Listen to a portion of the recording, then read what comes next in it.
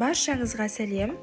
Бүгін сіздермен дәмі өте ерекше болып шығатын шоколад қосылған американдық печеньенің рецептісімен бөлісемін.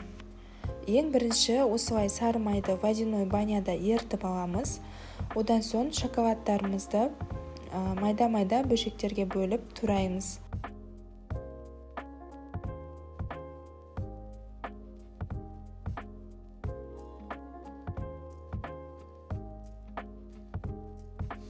Май суыған соң үстіне 2 жұмыртқаны қосып, құмшекерді қосып жақсылап араластырамыз. Жақсылап араластырып алған соң ұнды қосамыз. Бірінші лопаткамен, сосын қолымызбен араластырып, жақсылап жұмсақ қамыр илейміз. Қамырымыз дайын болғаннан кейін үстіне жаңағы шоколадымызды қосып араластырамыз.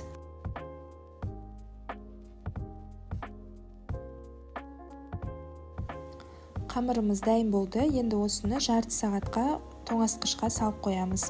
Жарты сағат өткеннен кейін шығарып, осындай бөліктерге бөлеміз. Кішкентай домалақтап формасын жасаймыз.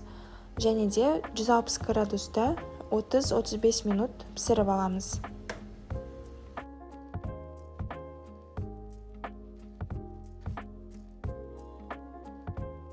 Міне біздің печеньелеріміз дайын болды. Шаймен ішкенге өте керемет дәмі. Міндетті түрде осы рецептпен жасап көріңіздер, ас болсын.